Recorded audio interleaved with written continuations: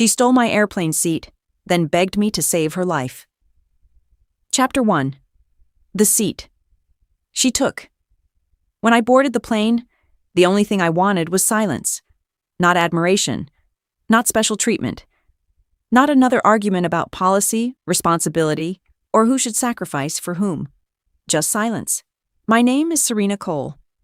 I was 28 years old, an OB-GYN specialist at Whitestone Medical Center, and I had just finished 15 straight days of international conferences and hospital negotiations. For half a month, I had lived inside meeting rooms, lecture halls, operating demonstrations, and late-night calls across time zones. My body was still moving, but my mind felt scraped raw.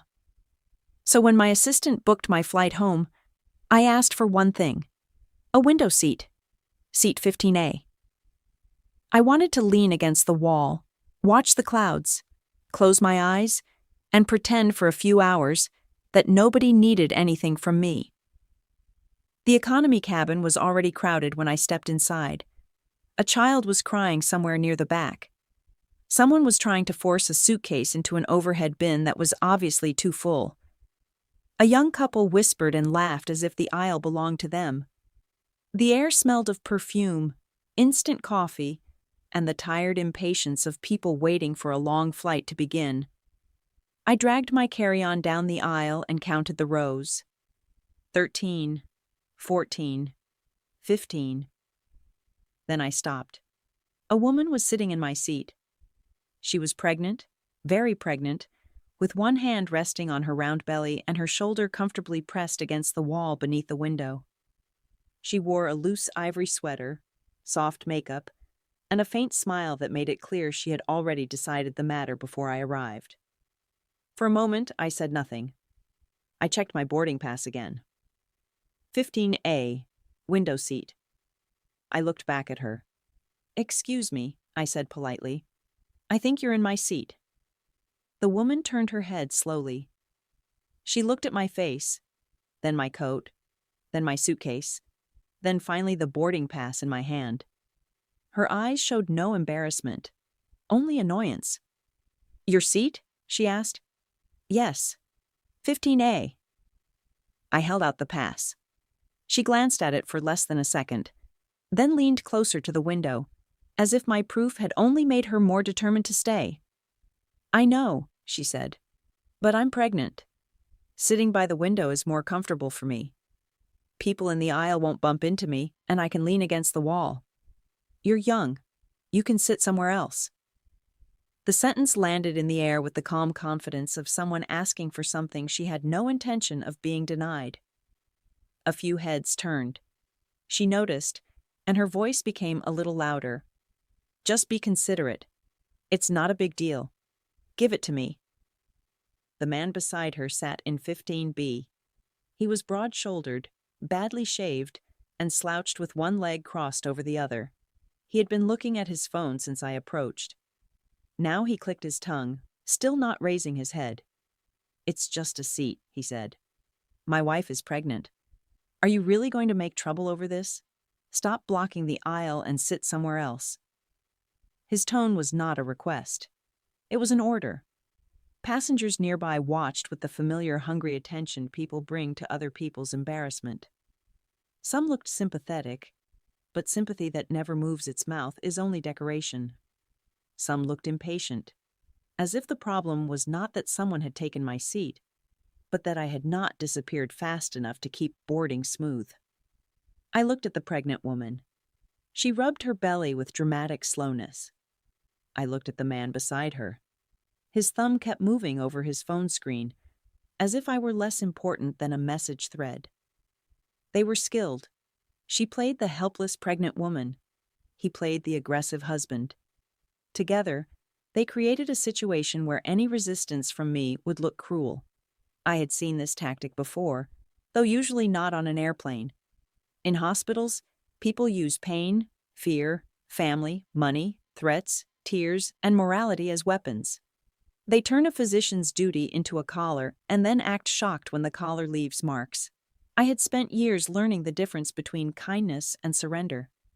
That day, I did not have the energy to educate strangers.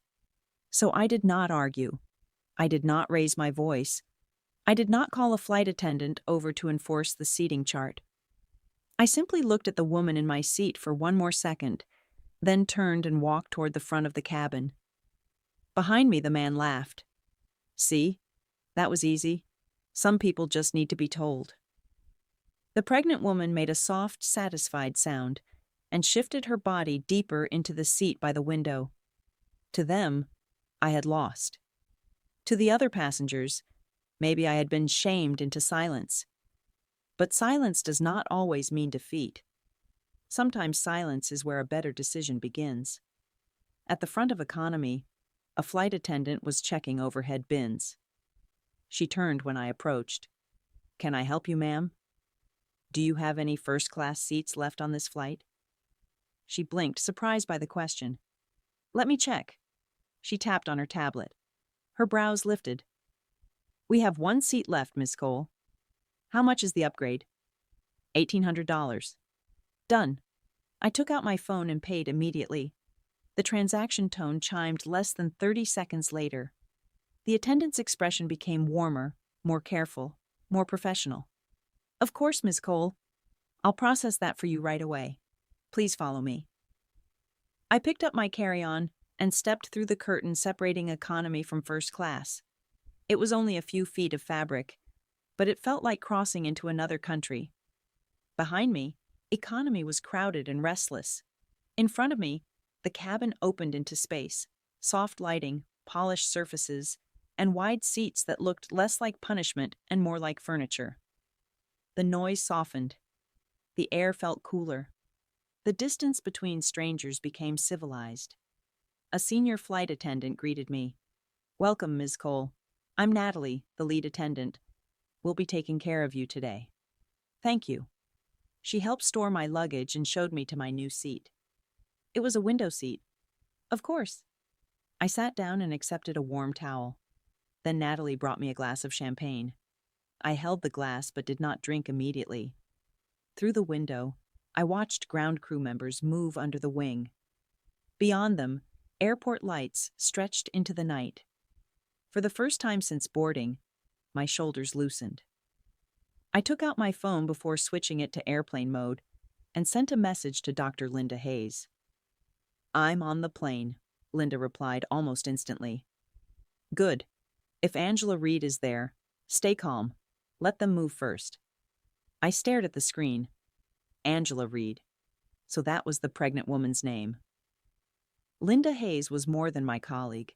She was a senior OB-GYN at Whitestone, my mother's old friend, and the person who had watched me grow up inside hospital corridors. 2 days earlier, she had called me into her office, closed the blinds, and told me that my fiancé, Daniel Carter, had been secretly involved with a pregnant woman named Angela Reed. Daniel Carter was an administrator at Whitestone Medical Center. He was young, polished, ambitious, and beloved by hospital leadership. My father had mentored him. Our families had encouraged our engagement for years. Daniel and I had never been a passionate love story. We were neat, proper, acceptable, a future that made sense on paper. Then Linda told me Daniel had another woman. A pregnant woman. A woman whose medical file contained enough red flags to terrify any obstetric specialist. Linda did not know Daniel's full plan, but she had heard enough whispers, seen enough access logs, and noticed enough abnormal scheduling inquiries to warn me. "Serena," she had said, "if a pregnant patient approaches you outside proper medical channels, do not be naive. Someone may be trying to force your hand." Now Angela Reed was sitting in my original window seat. That was not coincidence. I turned my phone off. The plane took off smoothly. Once we reached cruising altitude, Natalie returned. "Would you like dinner, Ms. Cole? We have grilled lobster with lemon butter or beef tenderloin." "Beef tenderloin, medium well." "Wine?" "Red." A few minutes later, a white cloth covered my tray table. A warm roll, silverware, steak, vegetables, and a glass of red wine appeared with quiet efficiency. I cut a small piece of steak and chewed slowly. Outside the window, the city vanished beneath clouds. Inside the cabin, everything was calm. I looked at my watch. 10 minutes after takeoff. I lifted the wine glass and turned it gently, watching the red liquid cling to the sides. The play, I thought, should be opening soon. 3 minutes later, the scream came. At first it was muffled by the curtain. Then came a man's shout. Then a woman's crying, high and broken and full of panic. Footsteps rushed down the aisle. Someone yelled for a flight attendant. A child began crying in response to the adults. The first-class cabin, so quiet a moment before, stiffened all at once. Natalie's face changed. She hurried toward the curtain. For half a second, it opened wide enough for me to see economy. People were standing around row 15, my old row, my old seat. The pregnant woman was bent sideways, one hand clutching her belly, her face as white as the clouds outside. The man beside her was shouting and crying at the same time. The curtain fell closed. A moment later, the intercom crackled. "Ladies and gentlemen, if there is a medical professional on board, please contact the cabin crew immediately. We have a passenger in urgent need of medical assistance." The announcement repeated, then repeated again. Several passengers in first class looked around. One elderly man muttered, "Oh dear." A woman across the aisle pressed a hand to her mouth. I continued sitting. I took one final sip of wine. 5 minutes later, a young attendant hurried toward me. She was the one who had processed my upgrade. Sweat shone on her forehead, and her professional smile had collapsed into fear. "Ms. Cole," she said, "I'm sorry. I'm so sorry to bother you." I placed the glass down. "What happened?" "The pregnant passenger in economy. The one who was in your original seat. She's bleeding heavily. We checked the passenger information, and you're Dr. Serena Cole from Whitestone Medical Center. You're an OB-GYN specialist." Her voice shook. "Could you please come back and help?" I looked at her for a long moment. Then I asked, "Why should I?" The attendant froze. The first-class passengers nearby fell silent. "What? Why should I go back?" Her face turned even paler. "Ms. Cole, this is a medical emergency." I heard. "It's life and death." "I understand. But you're a doctor." "Yes," I said. "I am a doctor. I am also a passenger on personal leave, sitting in a seat I paid extra for after that woman took mine and publicly pressured me to give it up." The attendant opened her mouth, but no sound came out. I continued, my voice calm. "Let me explain the reality. We are on a plane. There is no operating room, no blood bank, no surgical team, no sterile field, no proper medication supply, and no hospital consent process. If I intervene and she survives, people will say I only did my duty. If I intervene and she dies, her family may sue me, the airline may blame me, and the same passengers who are now waiting for me to be noble may suddenly forget what they witnessed." The young attendant's eyes filled with helpless tears. "Ms. Cole, no," I said. "Do not call it simple. Do not wrap risk in pretty words. Medicine is not magic, and doctors are not disposable tools that society can pick up only when convenient." The lead attendant, Natalie, approached then. She had the face of a woman who had dealt with enough emergencies to know panic was useless. "Dr. Cole," she said, "I understand your concerns. I truly do. The captain has contacted ground medical support, and we are requesting emergency landing clearance, but the nearest appropriate airport is still at least 40 minutes away. The passenger is showing signs of shock. I don't doubt it. If you are willing to assist, the airline will record your participation as emergency humanitarian aid. We can prepare a liability statement, and the passengers can serve as witnesses. A verbal promise means very little after a death." "I know." At least she was honest. Before Natalie could say more, the curtain was pushed aside violently, and the man from 15B stumbled into first class. His face was wet with tears. His hair was disheveled. His arrogance from earlier had vanished so completely, he looked like a different person. He rushed toward me, then dropped to his knees in the aisle. "Doctor," he sobbed. Please save my wife." No one moved. His forehead struck the floor.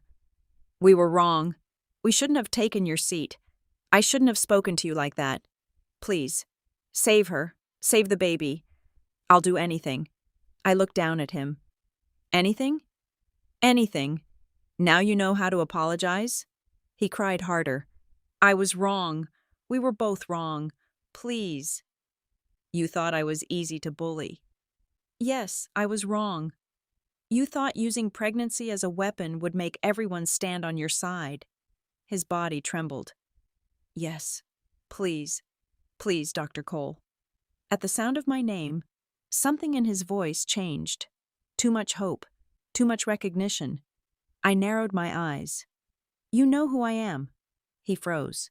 "No, I just—" "Say it." His lips trembled. "Our doctor said. The best young OB-GYN specialist at Whitestone was Dr. Serena Cole. I saw your photo online. I know you can save her." There it was. The first crack in the performance. He had known.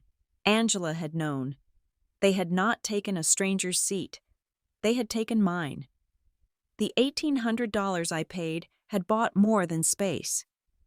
It had bought the one thing their script did not want me to have: distance. From that distance, I could finally see the trap. She stole my airplane seat, then begged me to save her life. Chapter 2. The woman bleeding behind the curtain. The man's name, according to the passenger manifest, was Caleb Grant, but the manifest had already become suspicious. I asked Natalie to verify the booking record while Caleb knelt in front of me. He kept wiping his face with both hands, leaving his skin red and blotchy. He looked like a man broken by fear, or a man performing fear very well.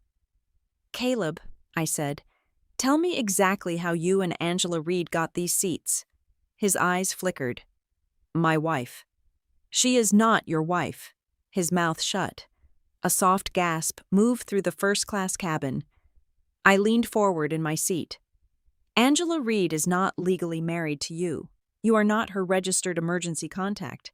In fact, neither of you was originally booked in those seats when this flight was sold." He stared at me. "How do you know that?" "You just confirmed I should know more than I should." His face collapsed again. Natalie returned, holding her tablet. Her expression was grim. "Dr. Cole," she said quietly, "the original passenger records for 15A and 15B do not match the people currently sitting there. It appears the ticket changes were made late last night through a third-party channel. The system has irregularities." The first-class cabin erupted in whispers. Caleb lowered his head. I looked at him. "Let me guess. Someone told you my flight number. Someone told you my seat. Someone told you I was a doctor. Someone told you that if you created enough pressure, I would eventually help." Caleb did not speak. Was that person Daniel Carter? At that name, his shoulders went rigid. That was answer enough. Daniel Carter, my fiancé. The man who had learned under my father. The man who brought flowers to family dinners. The man who remembered which tea my mother used to like and used that memory to make my father trust him more. The man who had smiled at me for years with clean eyes and dirty hands. I closed my eyes for 1 second. Then I opened them. "Record him," I said to Natalie. Caleb's head snapped up. "What?" "Record his confession." "No, I can't." "You can," I said, "or I do not move from this seat." His face twisted with panic. "She'll die." "Then speak quickly." The young attendant held up a phone. Natalie stood beside her, making sure the recording was clear. Caleb looked at the camera, then at me, then at the curtain behind him. From economy, Angela's crying had become weaker. His jaw worked. "My name is Caleb Grant," he said, voice hoarse. "Angela Reed and I boarded this flight using seats bought through a ticket broker. Daniel Carter told us Dr. Serena Cole would be on the flight. He said if we created a situation where she couldn't refuse, she would help Angela. He said doctors like her care too much about reputation." "Did Daniel know Angela's medical condition?" I asked. Caleb's eyes darted. "I don't know." Louder. "I don't know." "Did Daniel tell you to take my seat?" "He said the window seat would force contact. He said if Angela sat there first, you would either argue or leave. Either way, people would notice." The passengers around us were no longer whispering. They were listening with open disgust. Natalie kept her face professional, but her fingers tightened around the phone. "Did Daniel instruct you to pressure me morally?" Caleb swallowed. "He said you were proud. He said proud doctors hate being called cruel." That sentence burned. Not because it was false, because Daniel knew exactly which knife to use.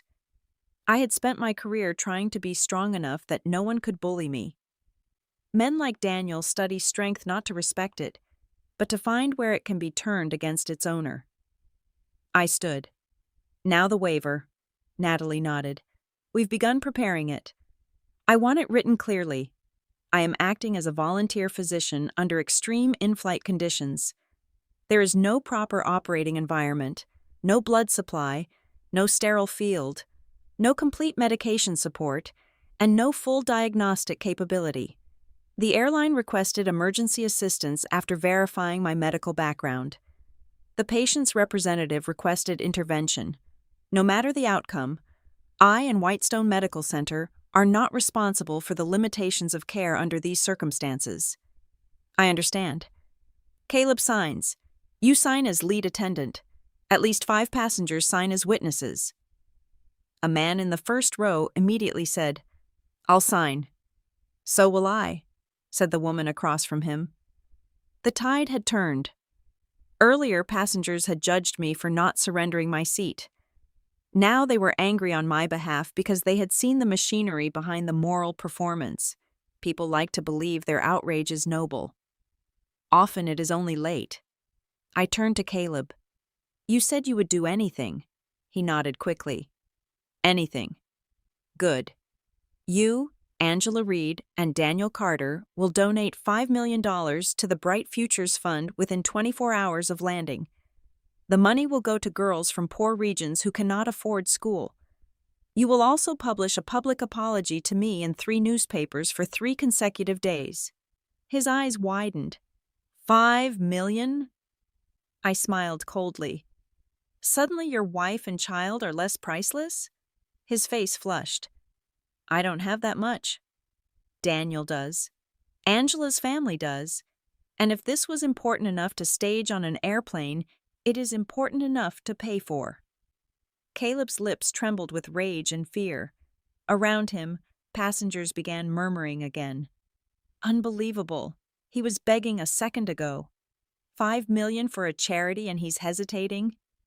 He used a pregnant woman to trap a doctor. He deserves worse. Pressure returned to him, but this time, I was not under it. He was. Finally, Caleb lowered his head. "I agree." The waiver was completed. Signatures were gathered. The confession video was saved to multiple devices. I asked Natalie to send a copy to the captain and ground control immediately, making sure it could not disappear. Only then did I remove my coat. "Bring the emergency kit. Saline, gloves, gauze, clean towels, scissors, any available monitoring equipment. Move passengers away from row 15. No one records the patient. Anyone who tries loses their phone until landing." Natalie repeated my orders to the crew. I stepped through the curtain. Economy smelled of fear and blood. Angela Reed lay across 3 seats, her sweater cut open, her face drained white. The lower half of her body was covered by blankets, but the spreading red stain beneath her told me enough. She was sweating, shivering, and drifting in and out of consciousness. The cabin had become silent in the way people become silent when they realize entertainment has turned into tragedy. I knelt beside her. Angela, can you hear me? Her eyelids fluttered. Angela, I'm Dr. Serena Cole. I'm going to assess you. Do you understand? Her lips moved, but no sound came out. I looked at the attendant beside me. Blood pressure, 60/40. Pulse, fast and weak. Signs of shock, I said. Start oxygen. IV line. Fluids wide open. Keep her warm. Tell the captain we need emergency landing confirmation and ground obstetric trauma support. My hands moved faster than my thoughts. That is the part of medicine outsiders rarely understand. A good doctor does not become emotionless because she has no heart. She becomes precise because emotion without precision kills. I examined Angela as carefully as the space allowed. Then I saw it. A thin old scar low on her abdomen, almost hidden, with a tiny tattoo-like medical mark beside it. PNH B27.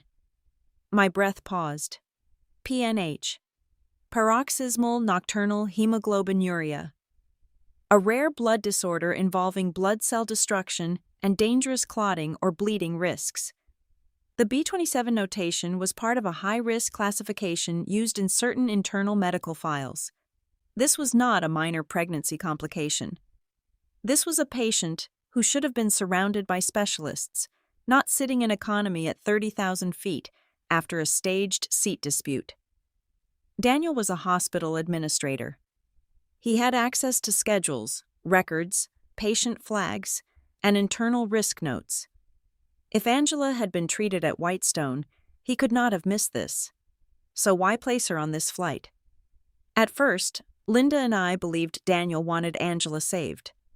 Now, looking at the blood soaking through the blankets, I understood the possibility we had missed. Maybe Daniel did not want a rescue. Maybe he wanted a witness to a death. If I intervened and failed, Angela and the baby could die in a way that looked like an unavoidable medical tragedy. Daniel could claim he had tried. Caleb could be blamed.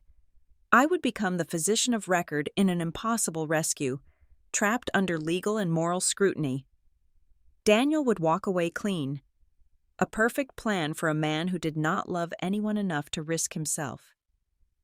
I looked at Angela's pale face. She was selfish. She had helped trap me. She had stolen my seat and tried to turn the cabin against me. But in that moment, she was also a patient whose life was being used by men playing games with death. More gauze, I said. Now. The attendants moved quickly.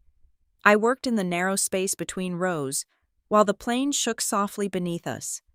Every motion had to be improvised. There was no proper bed, no surgical light, no assistant trained for obstetric hemorrhage, no blood products, no operating room. Only pressure, fluids, positioning, gauze, oxygen, and time. Time was the enemy. Blood does not wait because the nearest runway is 40 minutes away. Stay with me, Angela, I said. Do not sleep. Her eyes opened weakly. You knew, I said quietly, low enough that only she could hear. You knew who I was. Tears slipped from the corners of her eyes. Sorry, she breathed. Save your strength. She grabbed weakly at my sleeve. Daniel. I know. Her pupils shifted in panic. No, you don't. Then her eyes rolled back. Angela. No response. Her pressure dropped again. For the next stretch of time, the world narrowed to numbers and red-soaked gauze. The captain announced an emergency descent. Passengers prayed. Some cried. Someone vomited near the back. Caleb sat on the floor of the aisle, shaking, watched by two attendants as if he might run, though there was nowhere to go. My hands remained steady. Inside my mind, a sentence repeated with each breath. Keep her alive. Not because she deserved it. Not because Daniel had forced my hand. Not because the passengers had finally decided I was good. Keep her alive because a dead woman cannot testify. Keep her alive because the truth needs a witness. Keep her alive because my profession belonged to me, not to the men trying to weaponize it. When the wheels hit the runway, The entire cabin jolted. Passengers applauded. I did not look up. "She is alive," I told Natalie, "but she is not safe." Paramedics boarded quickly. I gave them Angela's condition, suspected diagnosis, interventions performed, medication limitations, and the timeline of bleeding. Their lead physician looked at me with startled respect. "You kept her alive through descent?" "I bought you time," I said. "Don't waste it." Angela was rushed off the plane. Caleb was taken aside by airport police. I thought the worst of the day had ended. Then I stepped outside and saw cameras. Dozens of them. Reporters had arrived before the passengers had even been cleared. The flashes struck my face like lightning. "Dr. Cole, how did you save the pregnant woman midair? Is it true she had taken your seat before the emergency? Did you hesitate to help her? Do you consider yourself a hero?" I understood Daniel's next move immediately. He had pushed the story to the media. Not the real story, the useful one. The beautiful young doctor who saved the pregnant woman who wronged her. The selfless heroine. The forgiving angel in a white coat, though I was not wearing one. A hero can be admired. A hero can be praised. A hero can also be caged. If the public decided I was pure enough, Daniel could use that purity against me. He could make it impossible for me to expose him without appearing petty. He could say I had been tired, confused, emotional. He could hide behind my image. So I stopped walking. The airport security staff tried to guide me away, but I raised one hand. The reporters fell silent. "I am not a hero," I said. "I am a doctor. Today I did what I could under extreme conditions. But the real question is not how I helped. The real question is why a late-stage pregnant patient with a dangerous blood disorder was placed on a long flight without proper medical protection." The reporters leaned in. "What disorder?" "A rare and high-risk hematological condition that makes pregnancy and major bleeding extremely dangerous. Any responsible medical professional aware of her condition would know she required close monitoring, not air travel under stress." A murmur moved through the crowd. I looked directly into the nearest camera. Someone arranged for her to be there. Someone ignored medical warnings. Someone created a situation that endangered a patient, an unborn child, passengers, crew, and my professional responsibility. I will be asking Whitestone Medical Center and Whitestone Health Group to investigate fully. A reporter shouted, "Dr. Cole, are you suggesting this was intentional?" I paused. That is exactly what must be investigated. Then I turned and left. Daniel wanted an angel. I gave him a witness. She stole my airplane seat, then begged me to save her life. Chapter 3. The call from my fiancé. The airline placed me in a VIP waiting room after the emergency landing. The room was quiet, beige, and cold. A television on the wall played muted news footage of the aircraft. At the bottom of the screen, a banner already read, "Young Doctor Saves Pregnant Passenger." After mid-air emergency. My face appeared in a photo taken outside the plane. I looked calm in it. People love calm women after a crisis. They mistake restraint for peace. My phone had dozens of missed calls. The first message was from Linda. "Daniel knows you spoke to the press. He is calling hospital leadership. Be careful." The second message came from an unknown number. "Be careful of Caleb Grant. He is not an actor. He is a madman. A.R. Angela Reed." I read it 3 times. Not an actor. A madman. So Caleb had not been merely hired. Or if he had entered the plan carrying his own knife. Before I could reply, the door opened. Daniel Carter walked in. He wore a dark suit, his tie slightly loosened, his hair still perfectly controlled.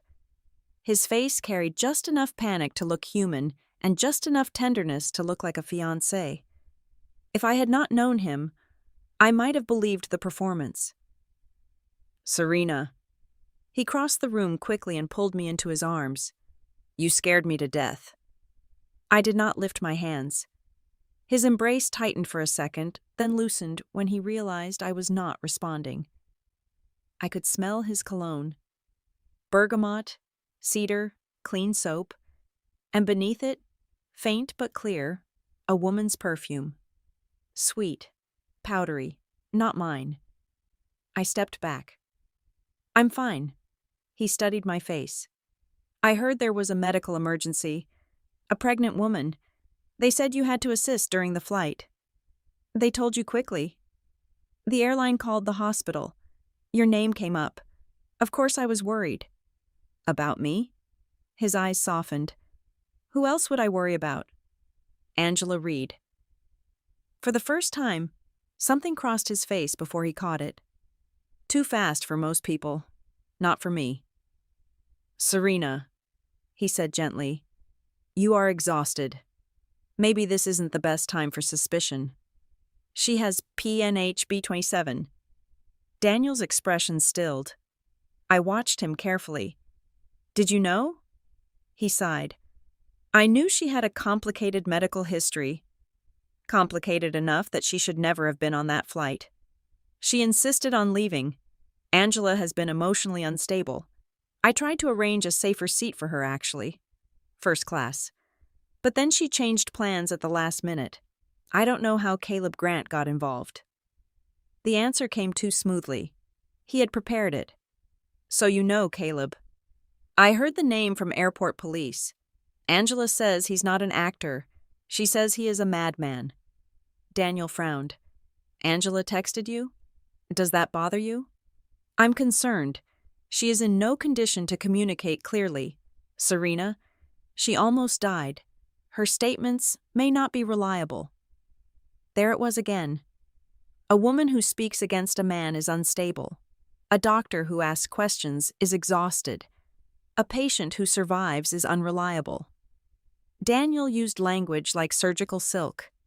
Soft enough not to show blood. Strong enough to bind. I picked up my bag. I'm going to the hospital. To see Angela? She is my patient. I'll come with you. No. His brows lifted. No? No. Serena, I am your fiancé. And yet, I don't remember giving you authority over my patients. His face tightened. I walked toward the door, then stopped. By the way, Daniel. Yes? The perfume on your jacket. What brand is it? For 1 second, his composure cracked. He looked down at his sleeve, then back at me. I hugged several people at the hospital today. Maybe someone. Maybe. I left before he could finish lying. Linda was waiting in her car outside the private exit. She looked at me once and started the engine. He came? Yes. And? He panicked. Good. Not good enough. Angela warned me about Caleb. I need everything on him. Background, criminal records, financial records, relationship with Angela, connection to Daniel, connection to Richard Reed. Linda glanced at me. You think this is bigger than Daniel? I think Daniel is too proud to realize when he's being used. We drove straight to City First Hospital, where Angela had been transferred. The maternity intensive care unit was on the 7th floor. Fluorescent lights made every face look exhausted. Nurses moved quickly but quietly. The air smelled of disinfectant, plastic tubing, and fear. At the entrance to Angela's room, 2 men in black suits stopped me. No visitors. I am Dr. Serena Cole. I provided emergency care to Angela Reed. I need to check her condition. Mr. Carter said no one is allowed.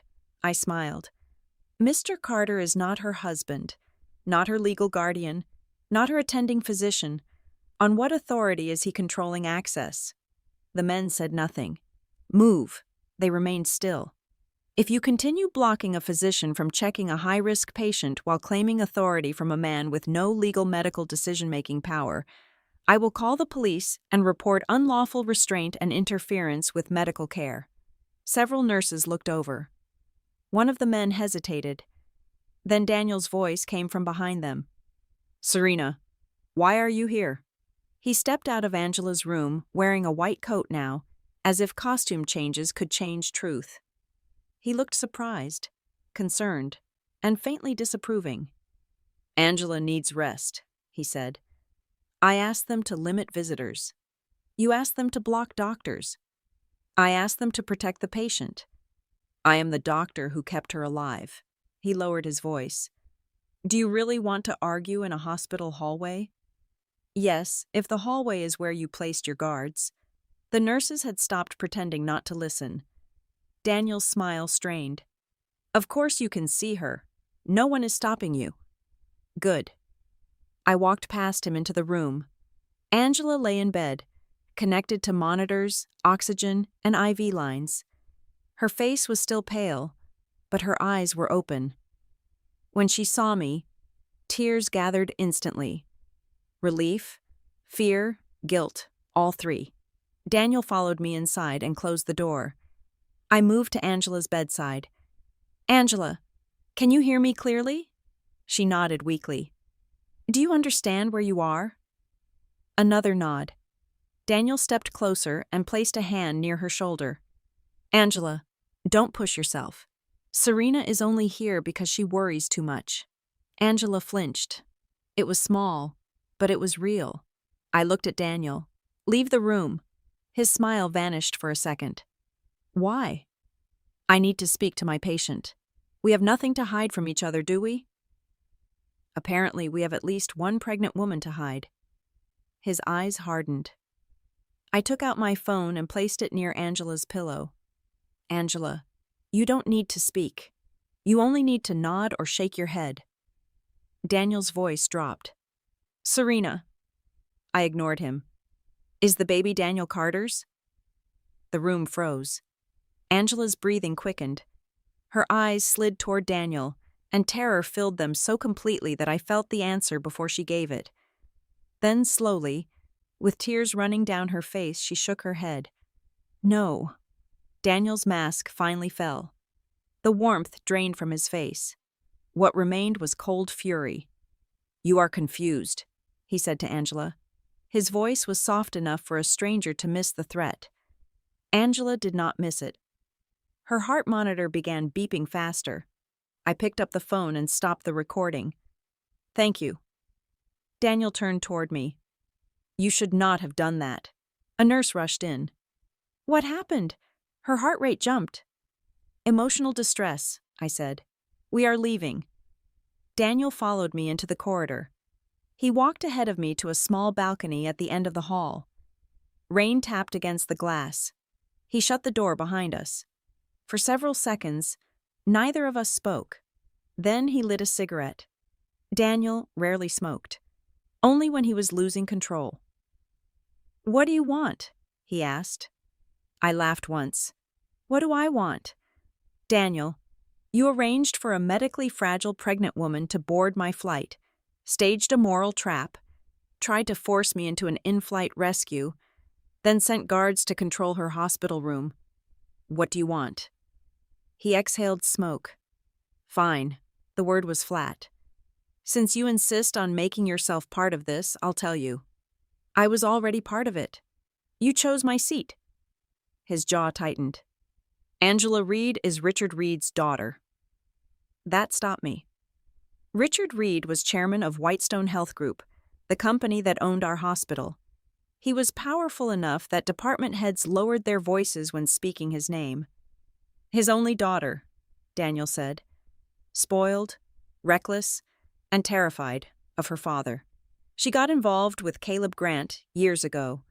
He stalked her, controlled her, and eventually forced his way into her life so deeply she could not escape. The baby is Caleb's. And you?" Angela came to me for help. His tone shifted into self-justification. She wanted to get rid of the baby without Richard finding out. She wanted Caleb removed from her life. She said if I helped her, she would persuade her father to support me for vice president of Whitestone Medical Center. Power. There it was. No romance, no desperate love, only a promotion wrapped in blood. So the plan was to make her miscarry on the plane. Daniel's eyes moved away. The flight would create a medical event. Her condition made complications likely. You would be there, a respected OB-GYN. You would confirm that everything possible had been done. While the baby died. Serena, that child is a weapon in Caleb's hands. And Angela? Angela wanted freedom. Did she understand she might die? Silence. Daniel. He crushed the cigarette into an ashtray. She understood there were risks. No, I said. You understood. She believed you were saving her. His face turned cold. You always were too emotional under all that discipline. And you were always too rotten under all that polish. He stepped closer. The situation has changed. You saved her. The baby is alive. Caleb was taken by police. But I don't know what he will say. Richard is furious. Angela is frightened. If this continues, everyone suffers. Meaning you suffer? Meaning we all do. He held my gaze. Help me finish it. The words were quiet, horrifying. Finish what? The surgery. Angela still needs it. Complications happen in high-risk cases. If the baby doesn't survive, no one will be surprised. Angela can live. Richard's reputation survives. I get the position. You and I still get married. Your father stays protected. I stared at him. He was offering murder as if negotiating a department budget. And what do I get? Security, status, a future. With you? With someone who knows your value. No, Daniel. You know my usefulness. He grabbed my wrist. His fingers were cold. Do not be stupid. Richard Reed can destroy you. He can end your career at Whitestone and make sure no major hospital touches you again. There it was. The threat beneath the proposal. I looked at his hand until he released me. You made one mistake, I said. He narrowed his eyes. Only one? You underestimated Caleb Grant. His expression changed. You think he is just a stalker, a violent ex, a madman. But what if he wanted the baby alive? Daniel stared. What? A living child with Reed blood is leverage. A dead fetus is only silence. For the first time, real fear entered his eyes. I stepped back. From now on, Angela Reed is under my care. I will perform her surgery. I will keep her and the baby alive. And if you or your people come near her again without my permission, I will make sure Richard Reed sees exactly what kind of son-in-law candidate he has been protecting. Daniel's face twisted. You think you can fight all of us? No, I said. I think all of you have already started fighting each other. I only need to stop being the shield. I left him on the balcony with the smoke, the rain, and the first visible crack in his perfect life. She stole my airplane seat, then begged me to save her life. Chapter 4. The father who asked me to stop. I did not sleep that night. By morning, the sky was gray and the city looked washed in dirty water. News about the flight had spread everywhere. My name was on hospital group chats, medical forums, local news feeds, and short videos with dramatic music attached to clips of the emergency landing. Some people called me a hero. Some asked why I hesitated before helping.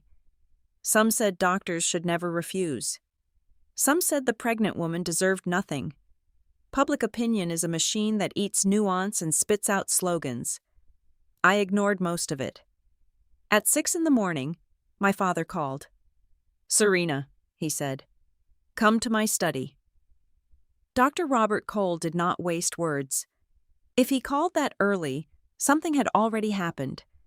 When I arrived at my parents' house, the housekeeper avoided my eyes. The curtains in my father's study were open, but the room still felt dim. Newspapers lay across his desk, each carrying some version of the airplane story. Angel doctor saves pregnant passenger. Hero OB-GYN exposes high-risk flight mystery. Seat dispute turns into mid-air medical miracle. My father sat behind the desk in a dark sweater. His hair had gone whiter in the past few years, but his posture remained straight. He had been one of the most respected directors in Whitestone's history. Even after retirement, his name carried weight. He tapped the newspaper once. "Tell me everything." I did. Not all of it, but enough. I told him about the stolen seat, the bleeding, the abnormal booking, Angela's condition, Daniel's suspicious involvement, and the pressure already forming around the case. My father listened without interrupting. When I finished, he asked one question. "Does Daniel know the baby is not his?" I looked up sharply. He sighed. "Do not look so surprised. Daniel was trained by me. I know his strengths. I know his hunger. I also know he never enters a mess unless he expects profit." Something bitter rose in my throat. "Then why did you trust him with me?" My father's expression tightened. "Because I hoped ambition could be guided into achievement." "And now?" "Now Richard Reed called me last night." "Of course." "What did he say?" "He is angry, very angry. He wants the story contained. He says if you publicly clarify that the case was an unfortunate misunderstanding and stop investigating, he will protect your position. He will support Daniel's promotion to vice president and move you into the health group headquarters as medical director." "And if I refuse?" My father looked tired. "He can make it difficult for you to remain at Whitestone. Perhaps difficult for you to remain in the industry." I laughed softly. "A threat packaged as compensation." "Serena, no. You have not heard me." "I have. You heard the threat, but not the reality." He stood and walked toward the window. For the first time that morning, I noticed his hand trembled slightly. "When I was young," he said, "I believed skill and integrity were enough. I believed if a doctor remained clean, the world would eventually respect him. Then I became director. I learned hospitals are not temples. They are institutions. Institutions need money. Money comes with people like Richard Reed. And that means we bow? It means we survive carefully." I looked at his back. This was the man who had taught me that a doctor's first duty was to life. This was also the man who had spent decades watching good people crushed under systems they could not defeat. He was not cowardly. He was worn down. That made it hurt more. "Dad?" I said, "If I stop now, Angela may die. The baby may die. Daniel will be promoted. Richard will bury everything. And every time I put on a white coat, I will know exactly what I sold it for." He turned. "I am not asking you to sell your conscience." "Then what are you asking?" "I am asking you to choose a battlefield you can survive." I stood. Survival without a boundary is only slow death. His face changed. "Serena, I'm sorry." I bowed to him. "I cannot stop." Behind me I heard his voice rise for the first time. "Do you think justice will feed you when your career is destroyed? Do you think the public will protect you after they get bored? Do you think Caleb Grant is your ally? You are walking into a storm with no umbrella." I turned at the door. "Then I will get wet." I left before he could say more. At Whitestone, the atmosphere had transformed overnight. Colleagues who once greeted me warmly now looked down and hurried past.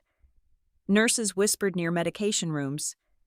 Doctors who had asked me for advice only last week suddenly found the wall fascinating when I approached. Power had sent a message: "Stay away from Serena Cole." At the maternity ICU, the head nurse stopped me before I reached Angela's room.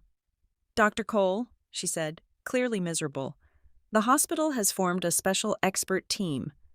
Vice Director Miller will take over Angela Reed's case. You are being asked to rest." Rest. Given yesterday's incident, leadership is concerned about your physical and emotional condition. Leadership is concerned about my mouth. She flinched. "Please don't make this difficult." I looked toward Angela's door. "Angela Reed is my patient. I stabilized her in flight. I handed her over to this hospital with a clear treatment plan.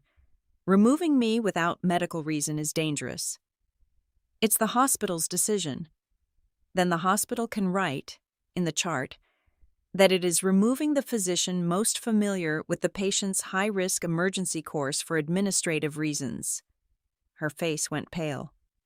Before she could answer, Daniel walked toward us in a white coat, flanked by 2 department administrators. "Serena," he said gently, "don't blame Nurse Harris. Everyone is trying to protect you." "You keep using that word." "You were under enormous stress. No one doubts your ability, but the surgery ahead is complex. Vice Director Miller has decades of experience. Vice Director Miller has not performed a high-risk obstetric surgery involving this disorder in years." Daniel sighed, the way adults sigh at unreasonable children. "This is not the place." "It is exactly the place. Patients are treated here, not in boardrooms." His eyes hardened behind the softness. "Your emotional state is proving leadership right." That sentence was meant for the audience around us. If I became angry, he would win. So I smiled.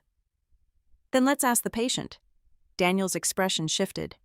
At that moment, the elevator doors opened. Linda Hayes stepped out carrying a legal folder. "Perfect timing," she said. She placed the folder on the nurse's station and opened it.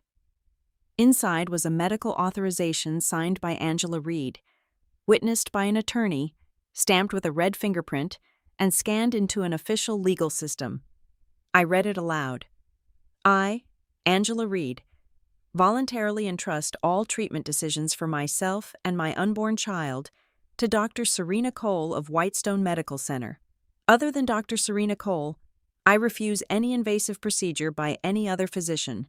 If the hospital forcibly changes the lead surgeon and causes harm, the hospital and responsible individuals will bear full legal responsibility." Silence spread down the hall. Daniel stared at the page. His face did not move, but the skin near his jaw tightened. Linda leaned toward him. "Administrative concern is touching. Written patient consent is better." One of the administrators whispered, "We need legal."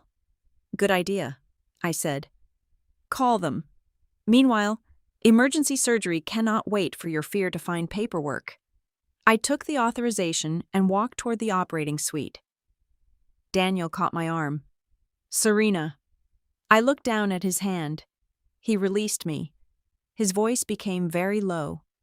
"You are making an enemy you do not understand." "No," I said. "I am finally recognizing the one I already had." The operating room doors opened. Bright light spilled out. I stepped inside. The room was cold, sterile, familiar. This was my battlefield.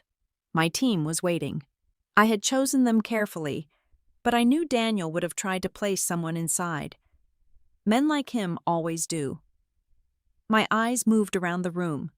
Scrub nurse, circulating nurse, assistant surgeon, pediatric standby, anesthesiologist, Dr. Ryan Wells, capable enough, ambitious enough, too eager around administrators. Last week, I had seen him waiting outside Daniel's office with a research grant application. His eyes avoided mine. "There you are," I thought. I said nothing. Angela was brought in pale and frightened. Before anesthesia began, I leaned close. "Angela, can you hear me?" She nodded. "I will do everything I can to protect you and the baby. But you need to fight too." Her lips trembled. "Caleb, not now. He's not what you think." "I know." Her eyes widened. Then the anesthetic took her under. The surgery began. For the first hour, the room moved with tense discipline. Every incision, every clamp, every suture mattered. Angela's condition turned each small bleed into a warning.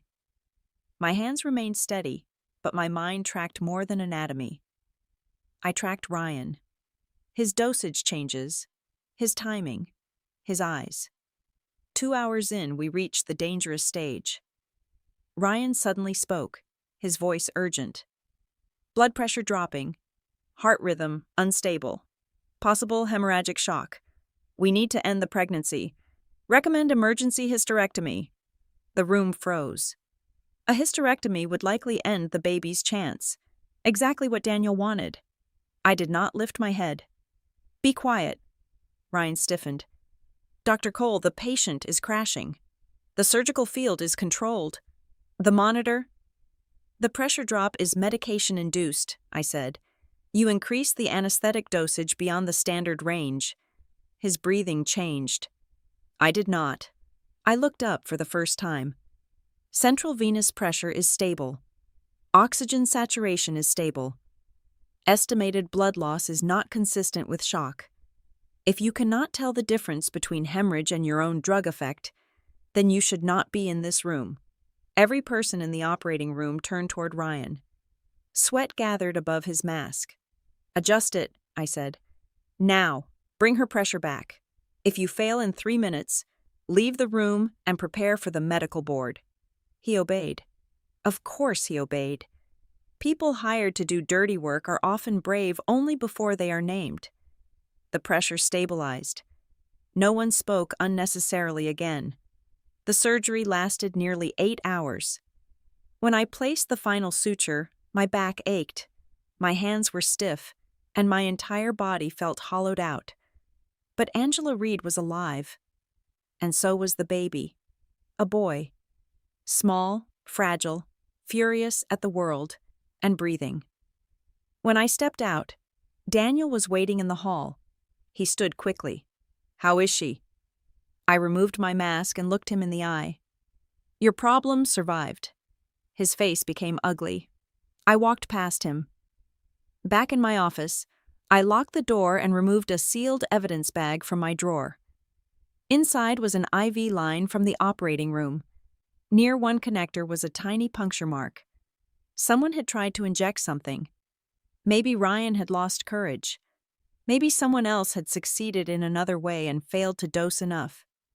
Either way, Daniel had not only wanted the baby gone, he had been prepared to risk Angela's life too. I needed proof strong enough that no hospital committee could bury it. At 11 that night, my phone buzzed. Unknown number. A video. I opened it. The angle was hidden, slightly high, focused on the anesthesia area. The footage showed Ryan increasing the dosage. Later, while the team focused on the surgery, it showed him pulling a small syringe from his pocket and moving toward Angela's IV line. He stopped only when I shifted unexpectedly and the circulating nurse looked over. The video ended with red text. "A fine performance, Dr. Cole, but your stage is full of ants. I cleaned one corner for you. Mooncrest Hotel, Presidential Suite. 10 o'clock tonight. Come alone. Caleb Grant." I stared at the screen until it dimmed. Daniel was corrupt. Richard Reed was powerful. But Caleb Grant had eyes inside operating rooms. That was not madness. That was infrastructure. I texted Linda. Plan B. If I don't contact you by midnight, release the packet to the ethics committee and Richard Reed's competitors. Then I put on my coat. Outside, rain fell hard enough to blur the city lights. I drove toward Mooncrest Hotel, knowing I was not going to meet a desperate stalker. I was going to meet the man behind the board. She stole my airplane seat, then begged me to save her life. Chapter 5. The man in the presidential suite. The presidential suite door was unlocked. That should have frightened me more than it did. I pushed it open and stepped inside. The room was larger than some apartments.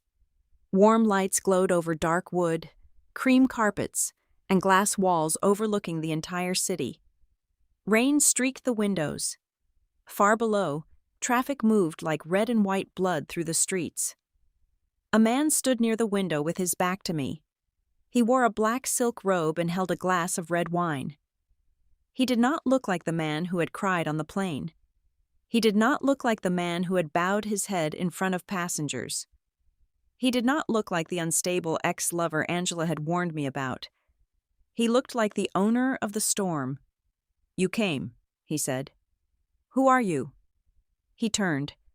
Without panic, without tears, Caleb Grant had a striking face. Sharp jaw, deep-set eyes, calm mouth.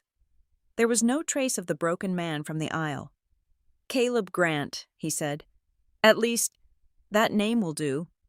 The man on the plane. A role. You played it well. I had practice. His smile was faint, almost courteous. I kept my hand near my bag. Inside were a recording device and a small emergency alert. Caleb noticed. Recording me? Of course. Good. It saves time. That answer unsettled me more than denial would have. Why did you send me the video? Because Daniel Carter tried to use your hands to finish his work. I thought you deserved to see the knife. How did you place a camera in my operating room? Dr. Cole, if I could not place eyes inside a hospital owned by Richard Reed, I would not have invited you. He gestured toward the sofa. Sit. I'll stand. As you wish. He walked to the bar and poured another glass of wine, setting it untouched on the table. You think I'm a madman. Angela does? Angela understands only the version of me I allowed her to see. Then show me the real one. For the first time, his smile disappeared. 22 years ago, a factory accident killed my parents. The factory belonged to a company controlled by Richard Reed. Safety reports were falsified. Compensation was reduced. Evidence disappeared. My grandmother spent the rest of her life begging for money that had already been stolen by men in suits. His voice stayed calm. That calm made the story worse. Richard Reed used the money he saved and the connections he protected to climb. Factories became medical investments. Medical investments became Whitestone Health Group. People called him visionary. I called him a grave robber. So you targeted his daughter. I watched his empire first. Empires have doors. Some are opened by greed, some by lust, some by children who hate their fathers enough to trust strangers. Angela. Angela was lonely, spoiled, frightened, and desperate to feel loved by someone her father could not control. And you became that someone. I became what she needed. That is a disgusting way to describe manipulation. It is an accurate one. I stared at him. You got her pregnant. Yes. On purpose. Yes. No shame, no hesitation, just a fact placed on the table between us. That child is not a child to you. It is a weapon. That child is Reed blood and Grant blood.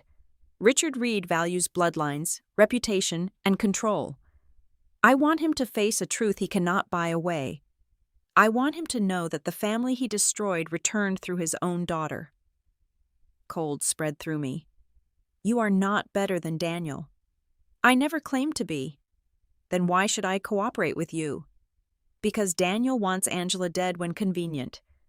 Richard wants truth buried when expensive. I want them exposed. And Angela? Angela made choices. Under your manipulation. Under everyone's manipulation. His eyes sharpened. Do not make her innocent because she bled in front of you. She agreed to the flight. She agreed to use your medical ethics. She agreed to help Daniel erase the child when she thought that would free her from me. She is a victim, yes. She is also a participant. I had no answer to that. Truth rarely arrives clean. Caleb picked up a folder from the table and tossed it toward me. I opened it. A share transfer agreement. 15% of Whitestone Health Group had been transferred from Vanguard Capital to Caleb Grant. Effective that day. I looked up. You own Whitestone shares. I own enough to make Richard Reed lose sleep. Where did you get that kind of money? From people who hate Richard almost as much as I do, but prefer not to get blood on their cuffs. Vice Chairman Wallace. His eyes showed approval. You are quick? The lawyer who bailed you out works with him. Correct. The camera in the operating room came through his people. Correct. I closed the folder. This is not revenge. This is a corporate coup. Revenge and capital are not enemies. He placed a black USB drive on the table. This contains Daniel Carter's corruption records, medical equipment kickbacks, illegal controlled drug resale, internal access logs, financial transfers connected to Angela's travel, Communications showing he intended to create a medical incident and use you as professional cover. I looked at the USB. Why not release it yourself? Because if I release it, Richard calls it a hostile attack from a known enemy. If you release it, it becomes a doctor's whistleblowing case. You are more useful clean. The honesty was almost insulting. You want to use me. I want to cooperate with you. Same thing in a better suit. He laughed softly. Perhaps. I stepped closer. I don't make deals with devils. Caleb looked amused.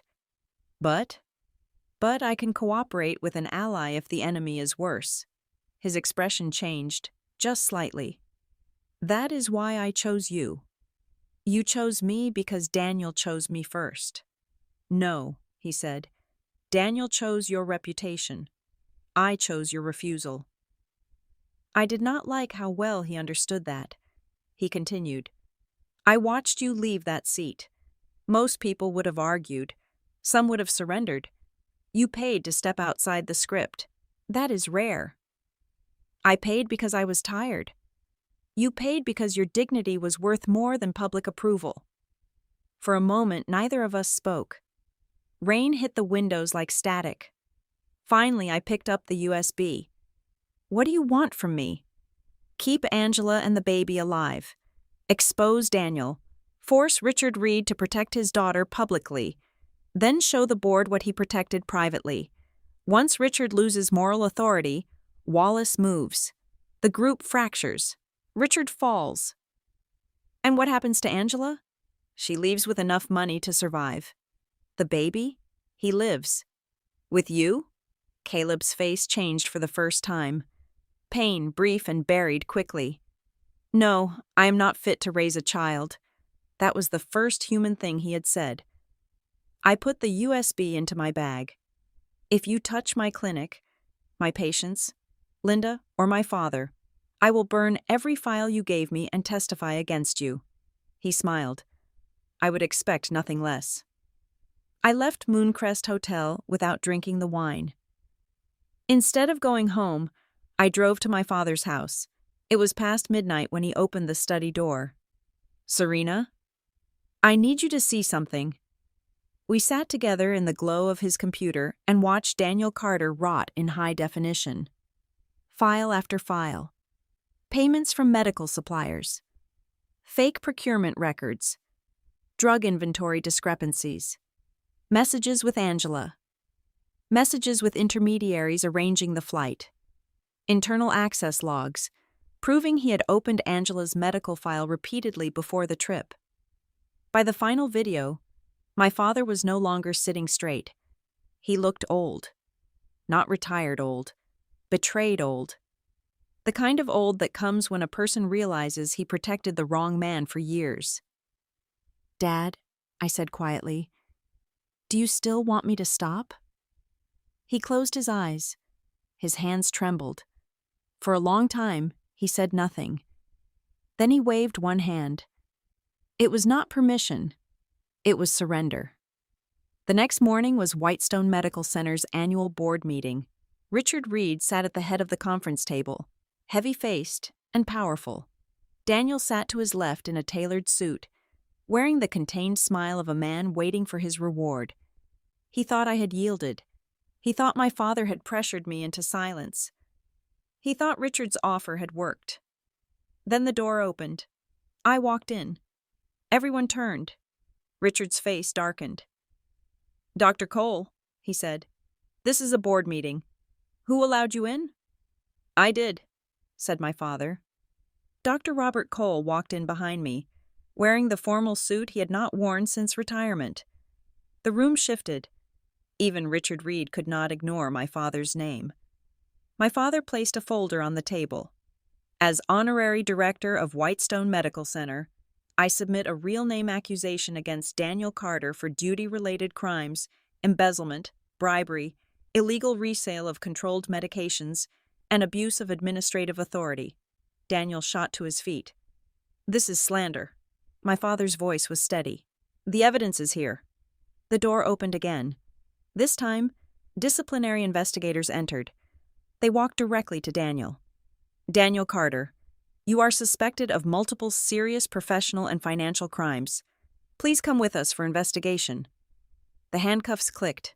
It was a small sound, but it echoed through the room like judgment.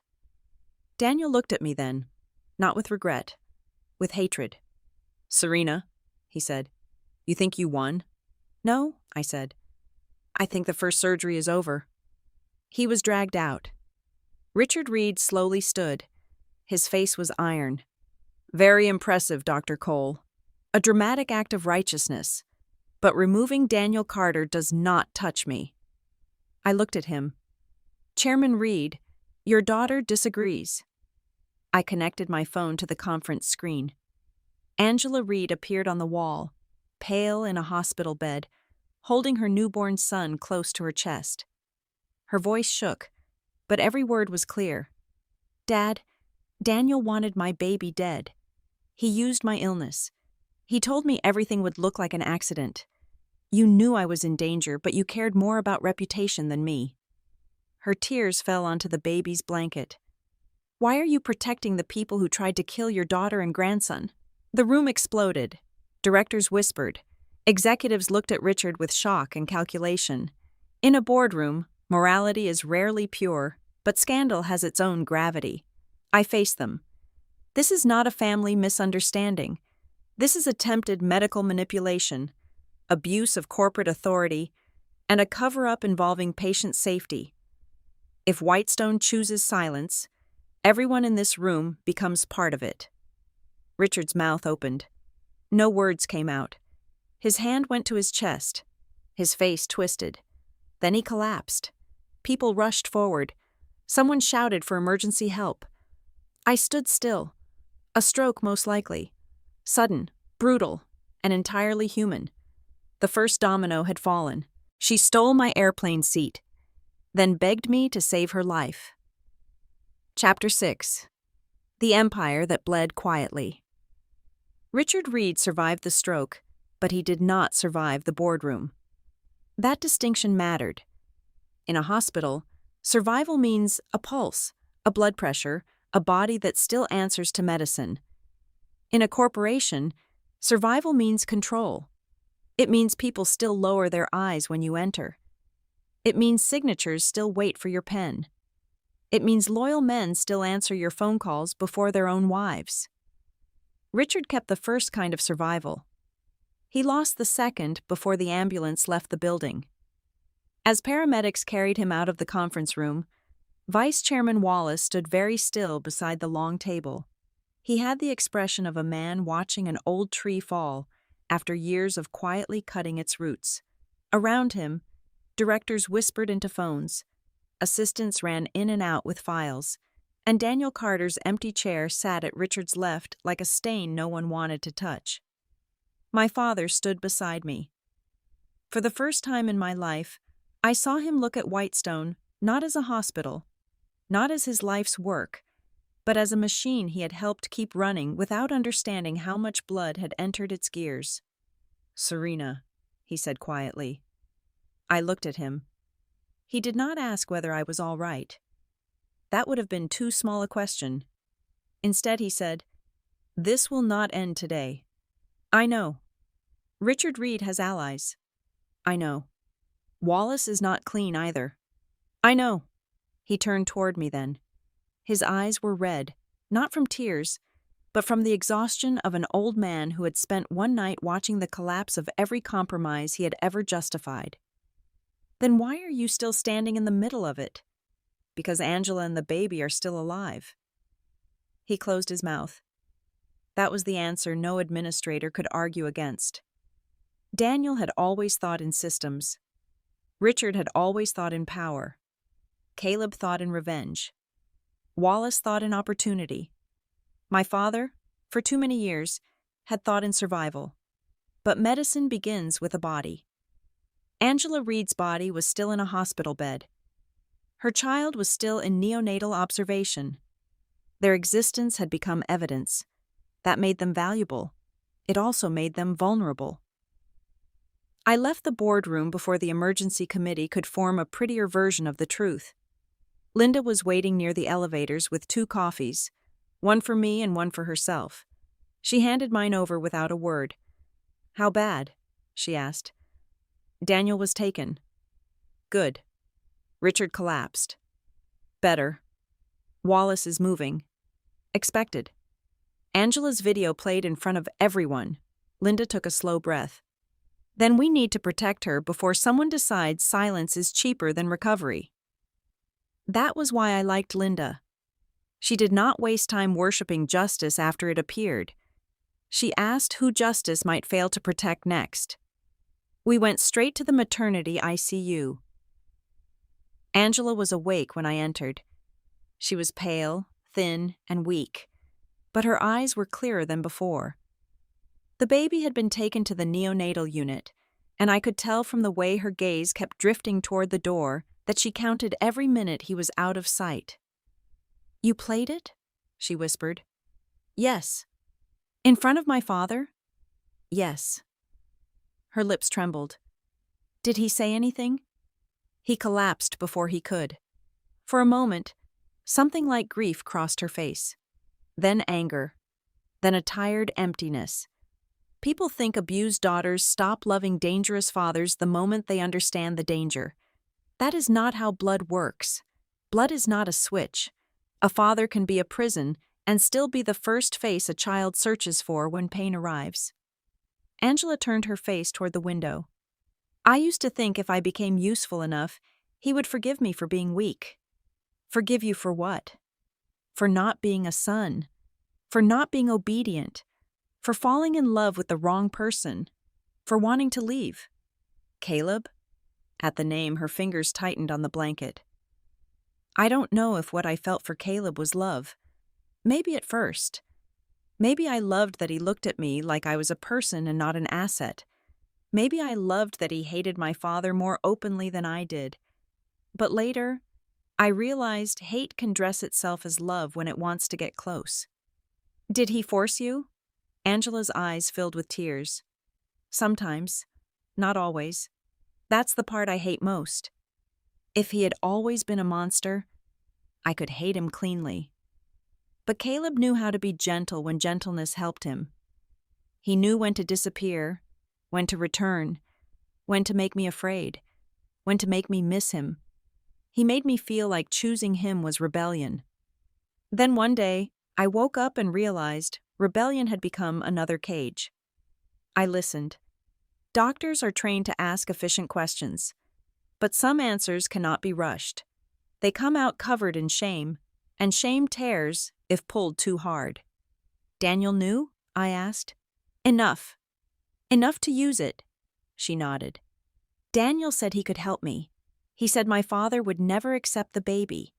He said if I wanted freedom, I needed a clean medical accident. He promised no one would blame me.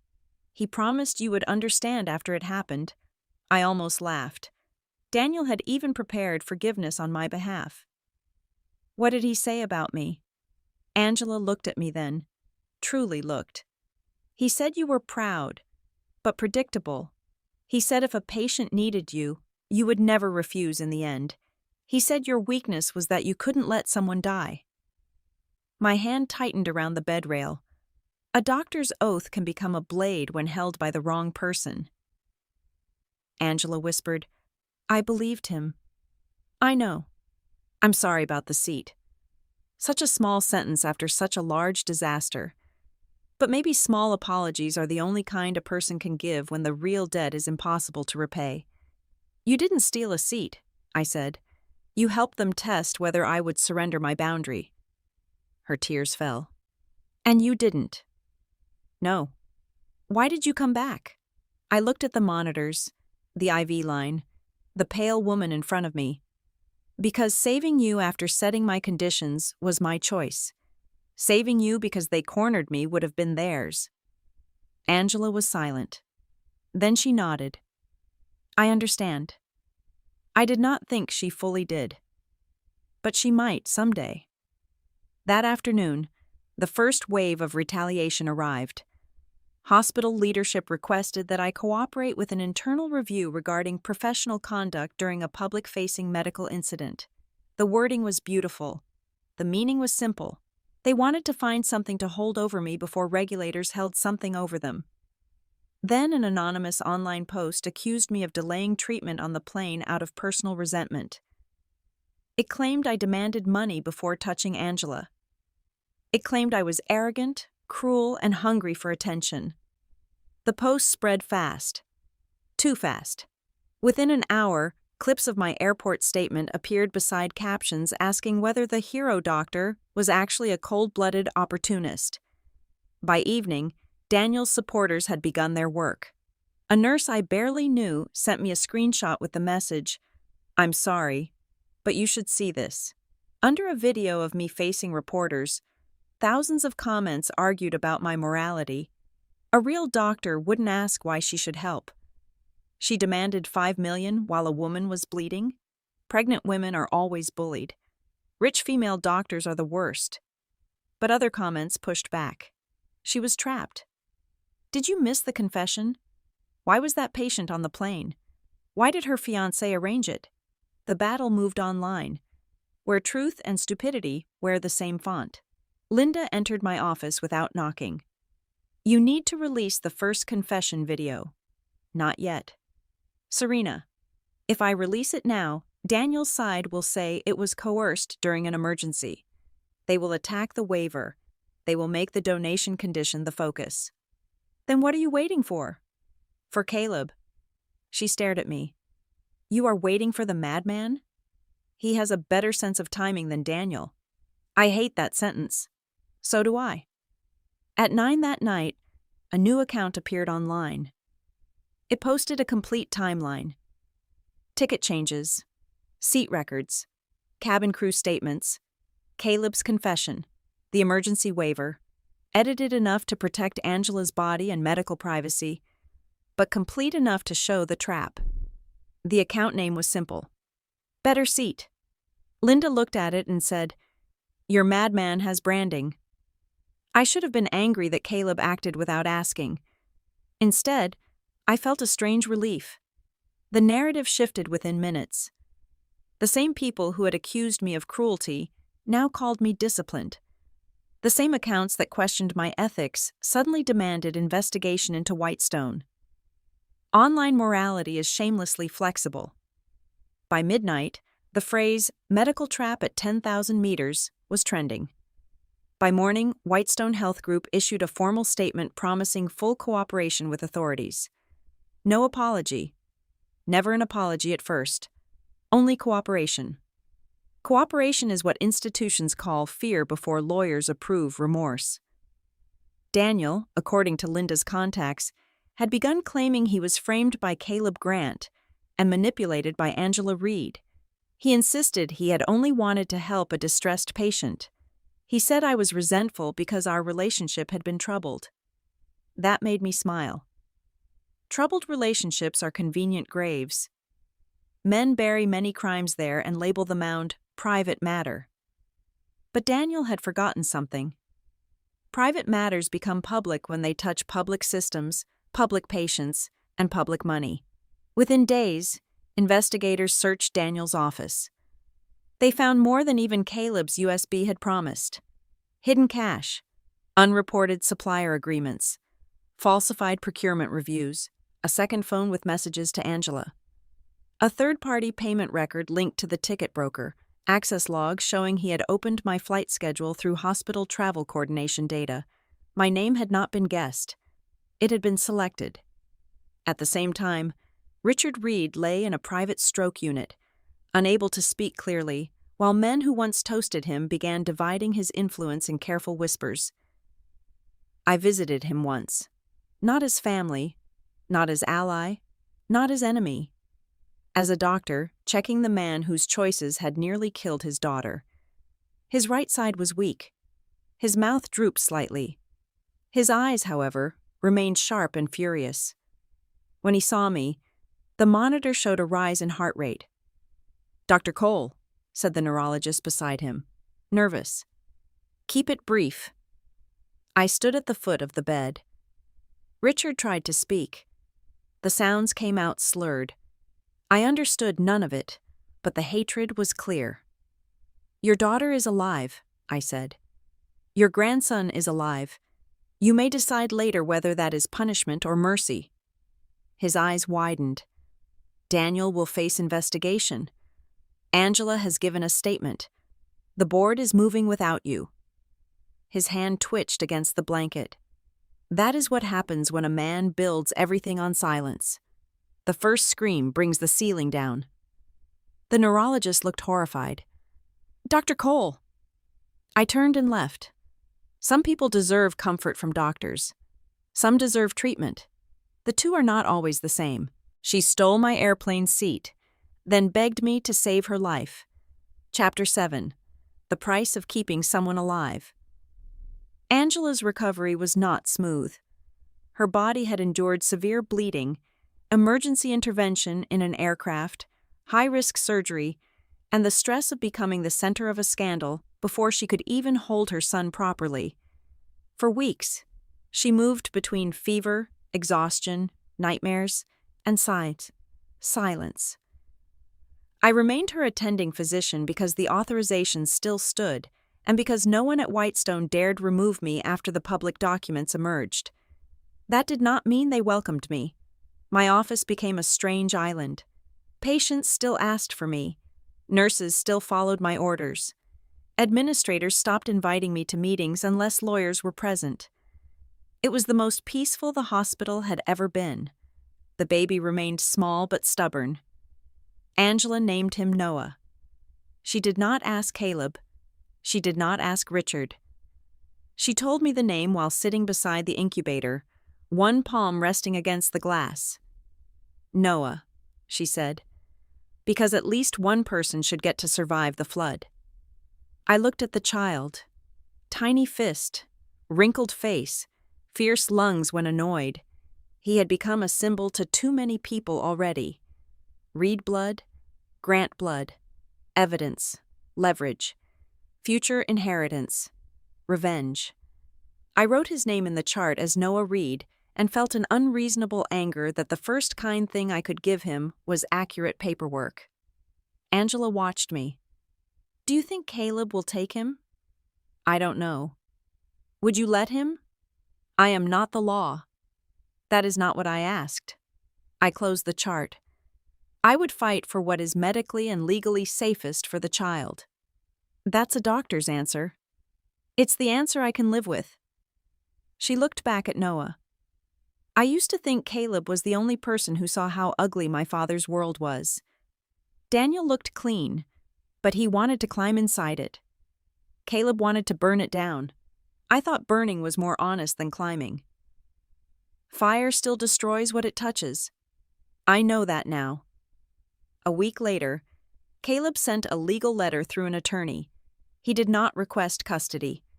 He requested that a trust be created for Noah's education and medical care, funded through a share of assets recovered from the Whitestone restructuring.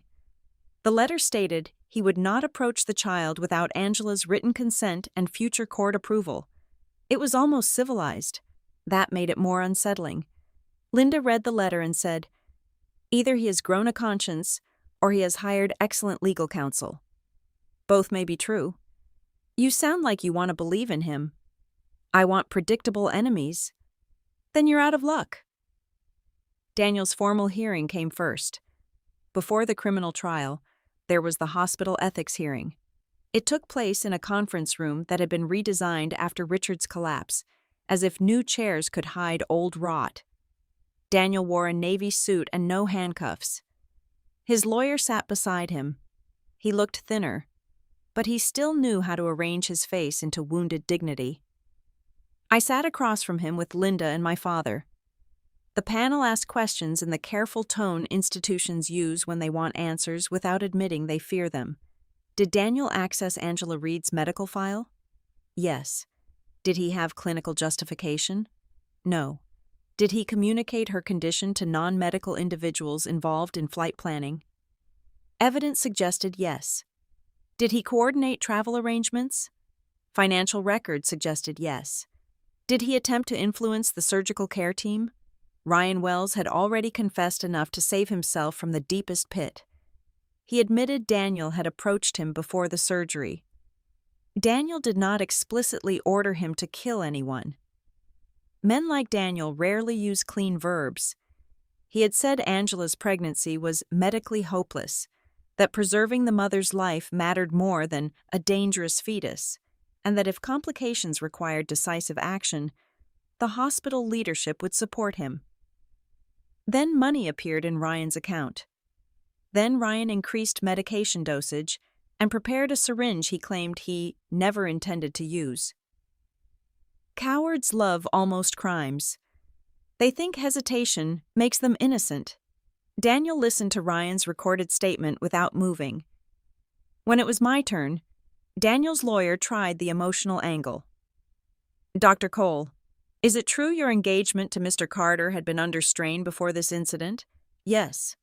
"Is it true you felt personally betrayed by his relationship with Ms. Reed?" "Yes." "Is it possible your interpretation of events was influenced by jealousy?" "Counsel," I said, jealousy did not access Angela Reed's restricted medical file. Jealousy did not purchase illegal ticket changes. Jealousy did not place a high-risk pregnant patient on my flight. Jealousy did not bribe an anesthesiologist. Your question is insulting, but more importantly, medically irrelevant. Linda coughed into her hand to hide a laugh. The panel chair looked down to conceal a smile. Daniel's lawyer changed topics. After the hearing, Daniel waited until others moved toward the exit, then spoke quietly. "Serena," I stopped. "You were never this ruthless before." I turned. "You were never under investigation before." His eyes darkened. "I loved you in my way." "No," I said. "You loved what marrying me could certify about you, my father's approval, my reputation, my clean name beside yours." His jaw tightened. "You think you are clean now? You stood beside Caleb Grant. You used his evidence. You think people won't eventually ask what deal you made with him? They might. And I will answer." He stepped closer, voice low. "Caleb will drag you into darkness." "Daniel," I said, "you are standing in it and calling it prophecy." For a moment, the polished mask shattered, and hatred showed through. Then his lawyer called him away. That was the last private conversation we ever had. The criminal case took longer, but the result was inevitable once investigators followed the money. Daniel's network was uglier than I had imagined. Device procurement, drug inventory manipulation, referral kickbacks, access to patient data sold through intermediaries. The airplane trap was not an isolated act. It was simply the first time his ambition had required a body dramatic enough for the world to notice. He was sentenced to 20 years. When the verdict came, reporters crowded outside the courthouse. I did not give a speech. My father did. He stood before the cameras, older and thinner, but straighter than he had been in months. "I trained Daniel Carter," he said. "I recommended him. I trusted him. My trust became one of the shields behind which he harmed patients, colleagues, and the integrity of our profession. For that failure of judgment, I apologize." His voice shook only once. Medicine cannot be defended only in operating rooms. It must be defended in offices, budgets, hiring decisions, and every silence where misconduct is allowed to grow. I watched from the steps behind him. For the first time since everything began, I felt something inside me loosen. Not forgiveness, not yet, but the beginning of respect returning to a place grief had occupied. That evening, my father came to my apartment. He brought a small box of my mother's old medical books, the ones she had marked in the margins before she died. "I thought you should have these." I opened the top book. Inside, in my mother's handwriting, was a note. "Do not let the system teach you to call fear wisdom." I read it twice. My father looked away. "Your mother would have sided with you sooner. She was braver than both of us." "Yes," he said, "she was." We sat in silence for a while. Then he said, "I am sorry I asked you to stop." I closed the book. "I know why you did. That does not make it right. No, he nodded. A real apology does not ask to be rescued. It stands in the discomfort it created.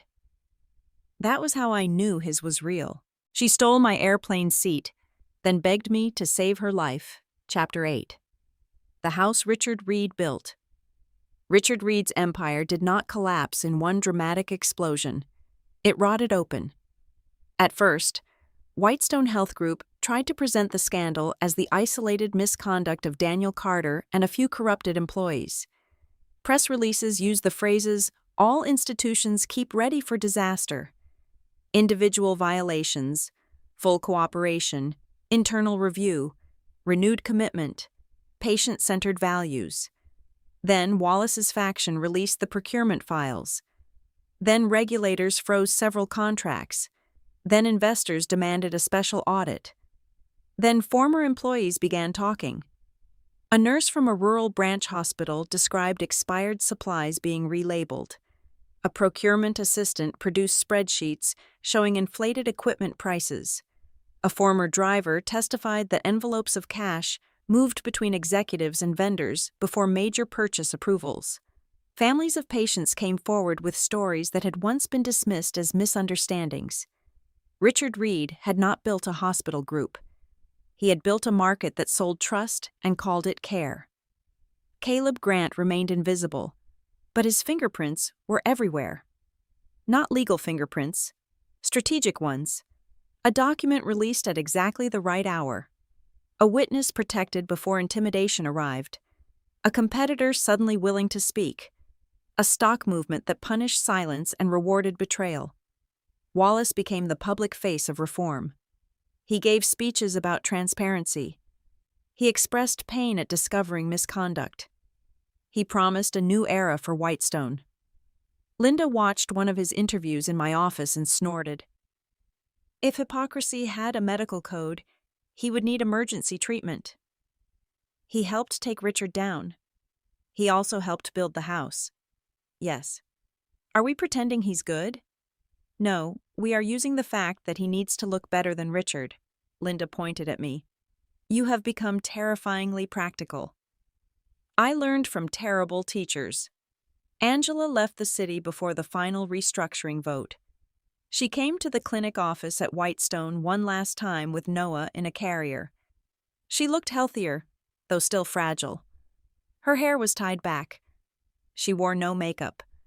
Without the soft, polished, helpless image she had worn on the plane, she looked younger. I signed the trust papers, she said. Good. Caleb won't approach us. Not without consequence. She looked at me. Do you believe him? I believe he understands consequence. That seemed to comfort her more than any claim of trust would have. She placed an envelope on my desk. I wrote a statement. Full, everything. My relationship with Daniel, Caleb, my father, the flight. If anything happens to me, release it. Nothing will happen to you. You don't know that. No, I said. I don't. She smiled faintly. Thank you for not lying. Noah stirred in the carrier. Angela looked down, and her entire face changed. There, in that one expression, I saw the possibility that she might become more than what men had made of her. Do you hate me? She asked suddenly. I considered the question. No. She seemed surprised. Do you forgive me? No. Her lips parted. I said, not hating you is about my peace. Forgiving you would require a debt I am not ready to cancel. She lowered her head. That's fair. Live well, Angela. That will matter more than my forgiveness. She nodded.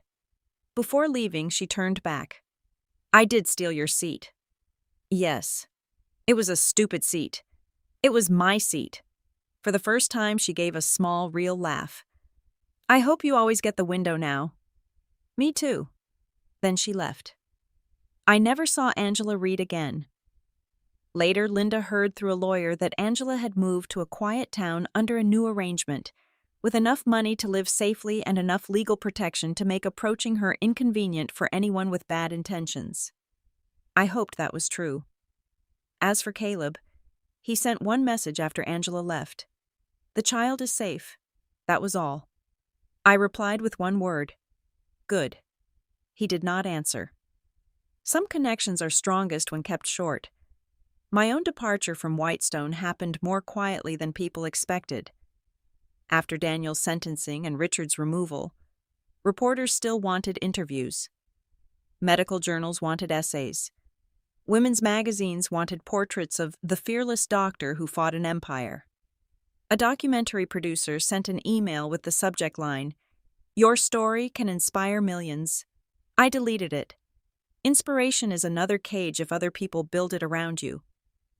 I had no interest in becoming a symbol for bravery while continuing to work under new men who had learned only to hide dirt better.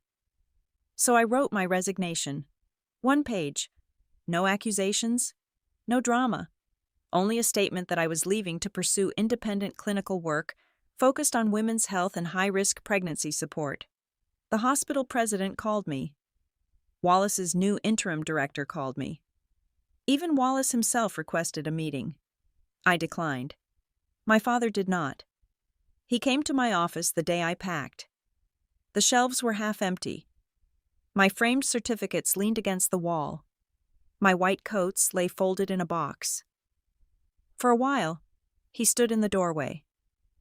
"This office was your mother's before it was yours," he said. "I know." She would have hated the curtains. I looked at the faded beige fabric. "Everyone hates the curtains." He smiled slightly. Then the smile faded. "Are you sure?" "No." He looked surprised. I closed the box. "I'm not sure. I'm just clear." "That may be better." He stepped inside and touched one of the certificates. I spent my life believing change had to happen from inside institutions. I still believe that sometimes, but I also see now that staying inside can become an excuse to stop resisting. You did resist. Late. Late is not never. He looked at me. That sentence seemed to reach him. Before leaving, he handed me a key. "Your mother and I once bought a small property near the coast. We thought we would retire there. She got sick before we could use it. I kept it because selling felt like admitting something I wasn't ready to admit." I stared at the key. "The town has a clinic building nearby. Empty, bad paint, good light." "Dad, don't argue. Consider it an investment." "In me?" "In what your mother would have wanted built." I closed my hand around the key. For once I did hug him. He stood stiffly at first, then slowly raised his arms. We were both bad at it. That made it more honest. The coastal town was 4 hours away. The first time I drove there, the road curved along gray cliffs and then opened suddenly to the sea. The building my father mentioned had once been a dental office. The sign was gone. The walls were cracked, and weeds had pushed through the courtyard stones. Inside, sunlight fell across dusty floors. Linda walked through the rooms with me, hands on hips. "It's ugly. It's workable. The plumbing is ancient. We'll fix it. The reception desk looks haunted. We'll replace it. The view is good. The view is excellent." She stood in the front room, looking toward the strip of blue beyond the street. "You know I'm not moving here." "Of course. I have a life." "Yes." "Patients." "Yes." "An apartment." "Yes." 3 months later, Linda moved into the apartment above the clinic and pretended it was temporary. We opened with 2 exam rooms, 1 consultation room, 1 tiny procedure room, and a courtyard where patients could sit after appointments. The sign outside read, "Serena Cole Women's Clinic." Beneath it, in smaller letters, was a line Linda insisted on adding, "Care with skill. Care with dignity." The first week, only 6 patients came. The second week, 12. By the second month, we had a waiting list. Women came because the clinic was small enough to listen and serious enough to treat. They came because someone had heard about the airplane doctor and wanted to see whether the stories were true. They came because they were tired of being rushed through 5-minute appointments. They came because pain dismissed elsewhere had made them afraid to ask again. I learned their names. I learned their husbands' worried faces, their mothers' superstitions, their children playing in the courtyard, the way each woman carried fear differently. No boardroom applause had ever felt as meaningful as a patient exhaling when she realized I believed her. One afternoon, a courier delivered an envelope. No sender. Inside was a bank confirmation for a donation large enough to renovate the back wing, hire 2 nurses, buy advanced ultrasound equipment, and establish a fund for high-risk pregnant women who could not afford care. The transfer note contained 4 words. For better seats. Linda read it twice. Caleb? Caleb. Are we accepting money from the devil now? We are accepting money removed from a burning empire and redirecting it into prenatal care. That sounds like something the devil would put in a grant proposal. Probably. She sat across from me. Does this make you uncomfortable? Yes. Are you still accepting? Yes. Good. I already made a list of equipment. That was Linda. Moral debate first, shopping second. The clinic expanded 6 months later. We added a small education room where pregnant women could attend free classes. We created a transportation fund for patients in remote villages. We partnered with a legal nonprofit to help women experiencing domestic coercion get safe documentation and emergency support. I did not name the fund after Caleb. I did not name it after Angela. I named it the Window Fund. Linda said that was sentimental. I told her to update the brochure. At the opening ceremony, only a handful of people came. Patients, nurses, my father, a few local officials, and one elderly woman who brought homemade bread because she said every new clinic needed food before flowers. There were no television cameras. I preferred it that way. Near the end of the day, I found a small black card tucked under a vase in my office. No signature. Only one sentence. A boundary is also a weapon. I burned the card in the courtyard that evening. Not because I disagreed. Because I did not need reminders from Caleb Grant. She stole my airplane seat, then begged me to save her life. Chapter 9. The most expensive seat of my life. A year after the flight, I finally took another plane. Linda insisted I needed a vacation. You live by the sea, I told her. That is already vacation adjacent. You live inside a clinic by the sea. That is not the same thing. She booked the tickets herself and sent me the confirmation with 3 exclamation marks. I opened the email. Seat 2A, first class, window. I called her immediately. Linda? You're welcome. This is unnecessary. No, what was unnecessary was you spending years engaged to a criminal administrator. This is healing. By overspending? By respecting trauma with legroom. I laughed despite myself. At the airport, I felt the old memories stir as soon as I stepped into the boarding line. The smell of coffee, luggage wheels, announcements, restless passengers. My body remembered before my mind did. For a second, I saw Angela in my seat again, her hand on her belly, the faint, satisfied smile. Caleb's head bowed to the aisle floor. Daniel's voice through the phone, the blood, the cameras. Then the gate agent scanned my boarding pass and smiled. Have a good flight, Darcole. I boarded early. Seat 2A was empty. My name was on the manifest. No one sat there. No one asked for it. No one rubbed a belly or raised a voice or told me compassion required surrender. I put my bag away, sat down, and looked out the window. The sky beyond the glass was pale blue. Linda sat beside me in 2B, watching me carefully. You okay? Yes. Really? Really. A flight attendant offered champagne.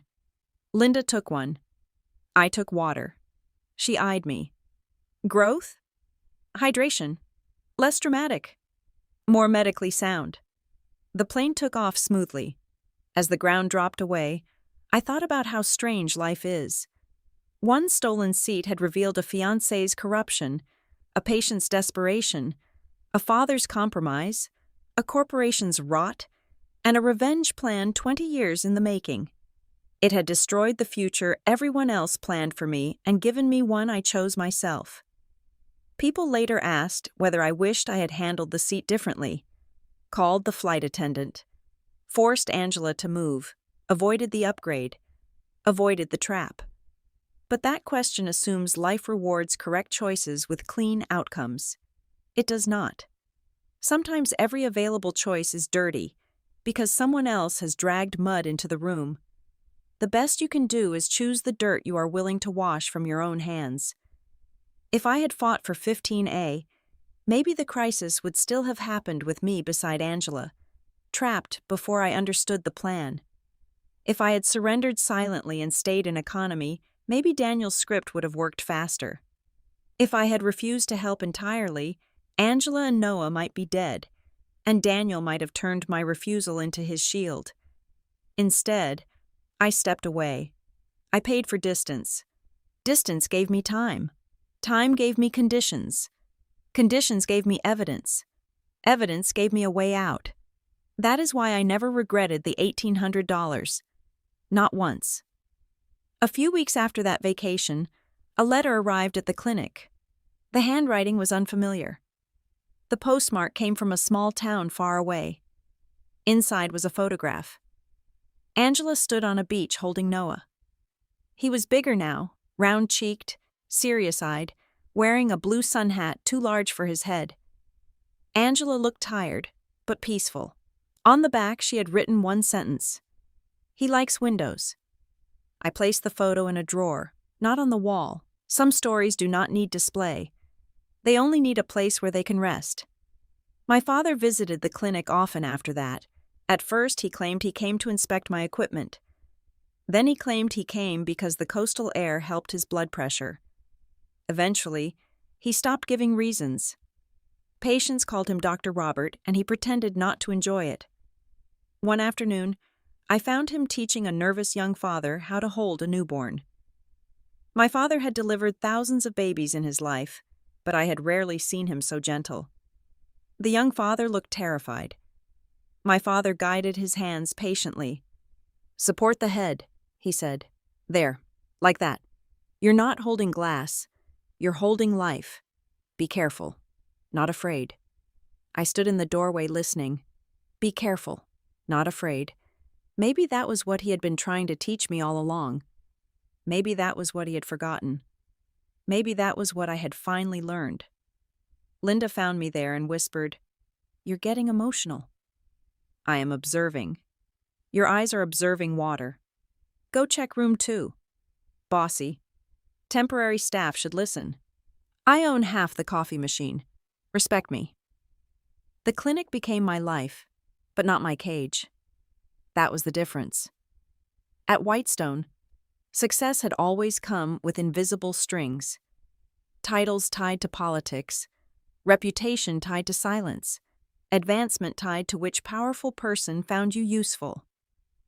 At the clinic, I was still tired, still busy, still responsible for lives, but the exhaustion felt honest.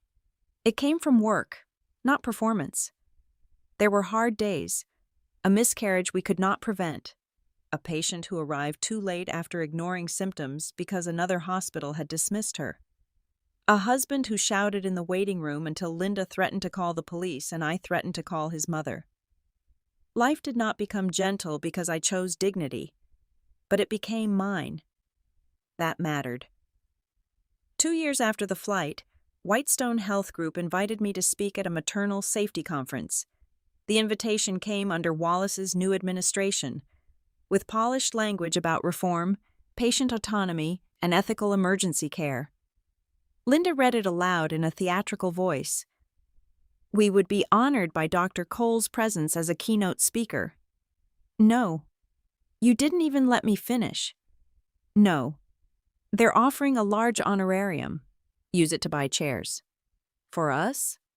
"For their conference. They can sit more comfortably while pretending they learned ethics." Linda grinned. "I'll draft the rejection." "Politely." "Unfortunately." That evening, After the last patient left, I sat alone in the courtyard. The sky was turning gold over the sea. A plane crossed high above, small and silent. I thought of the woman I had been before that flight. Tired, disciplined, successful. Engaged to a man I did not love enough to question. Working in a hospital I respected enough to excuse. Living a life built by other people's expectations and calling it stability. Then I thought of the woman who walked away from 15A. She had not been brave yet. She had only been tired. But sometimes exhaustion is the first honest thing a woman feels after years of being reasonable. Reasonable women are asked to give way. Reasonable women are asked to understand. Reasonable women are asked to keep peace, protect reputations, forgive mistakes, soften truths, and consider everyone else's situation before their own. That day, I stopped being reasonable for 5 minutes. I bought a first-class seat, and those 5 unreasonable minutes saved my life. Linda came outside carrying 2 mugs. Coffee? At this hour? It's decaf. That is not coffee. That is brown disappointment. She handed it to me anyway. We sat side by side, watching the sky deepen. After a while, she asked, "Do you ever think about Caleb?" "Sometimes." "Do you think he's watching?" "Probably." "Does that bother you?" "Less than it should." She looked at me. "That's concerning." "I know." In truth, I did think of Caleb, not with affection, not with fear either, more like one thinks of a storm that changed the coastline. Dangerous, unwanted, impossible to deny. He had forced Richard Reed to pay a debt the law had forgotten.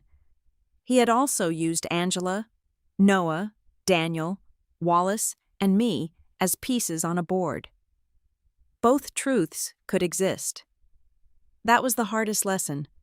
People want clean villains and clean heroes, because clean stories are easier to survive. But real life gives us people who save and destroy in the same gesture. It gives us victims who harm others. It gives us monsters who tell the truth. It gives us doctors who hesitate, fathers who compromise, patients who lie, and enemies who become temporary allies. The only clean thing left is the boundary you choose for yourself. Mine began at seat 15A, a seat I paid to leave, a seat someone else thought she could take, a seat that taught me that dignity is not proven by winning every argument. Sometimes dignity is knowing which argument is too small for the war ahead. The next morning, a young pregnant woman arrived at the clinic with her mother. She was scared, pale, and holding a folder of test results so tightly the papers bent. Another doctor had told her she was difficult. Another hospital had told her to wait. She sat across from me and whispered, "I'm sorry. I know you're busy." I looked at her. "Don't apologize for needing care." Her eyes filled with tears. I took the folder gently from her hands. Let's start from the beginning. Outside the window, sunlight fell across the courtyard. Somewhere far above us, another plane crossed the sky. I no longer wondered where it was going. I was exactly where I had chosen to be. If this story made you angry, relieved, or satisfied, leave a like and tell me in the comments which moment hit the hardest. When Serena upgraded to first class, when Daniel's plan was exposed, or when she walked away from Whitestone and built her own clinic. Subscribe for more female-led drama stories from her plot twist.